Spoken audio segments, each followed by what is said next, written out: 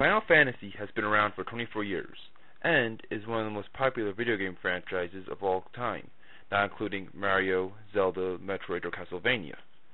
When this game was first released, it was meant to be a swan song for a failing company called Square, and that's why it was called Final Fantasy. It was meant to be its last game, and of course they didn't realize it was going to be such a hit. And now, 24 years in, they've already gotten to their 13th Final Fantasy. Now, with that being said, I can get into the real meat of the topic. Final Fantasy X, or Final Fantasy X, was released in 2003 for the PlayStation 2, and did, not surprisingly, well. I then noticed something. This game has become the butt of many jokes as of late, granted by people who admittedly do not like the series. But nowadays, it seems that people who even like Final Fantasy seem to be down on this game.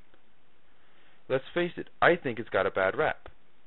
This game had some cutting-edge things at the time. It was the first to have voice acting. I'll get back to that later. It had a new facial system, and a brand new battle system. So let's get into it. By the way, this will be spoiler-free, so anyone who wants to play the game and is worried I'm going to ruin it for them, don't worry, I'm not. Let's first start with the battle system.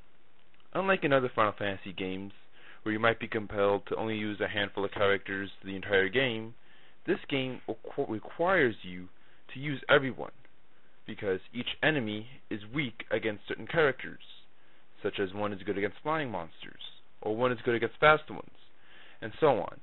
Obviously, they didn't use this trick for the bosses. In that case, you have to use your best character. Then there's the sphere system. Unlike in other games, you use this system to improve your character, giving him new abilities as the game progresses. But the cool thing about this is, not only can you learn abilities unique to your character, but you can also learn abilities that other characters can use, making your character that much stronger. Now, I will get into the facial program. This was one of the first games to use this facial program, which made the game awesome. You were able to see on their faces their opinions, if they were mad or happy.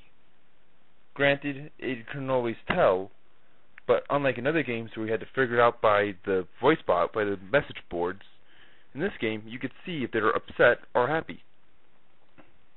Now, I'll get into the voice acting. Admittedly, the voice acting wasn't very good, but let's face it, look at these characters before you play the game or hear them speak.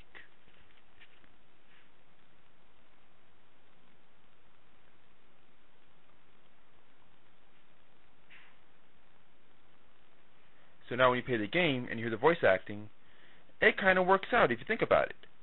Let's face it, you couldn't have a Vin Diesel as the voice of Titus, or a Ray Fiennes as the voice of Waka. It wouldn't make any sense. I think the voice actors were actually good for the characters they were portraying. So, in conclusion, I think people should give this game a shot, or, in some cases, a second chance, because this was a really good game. And for people who like RPGs, I think this is a game you should consider.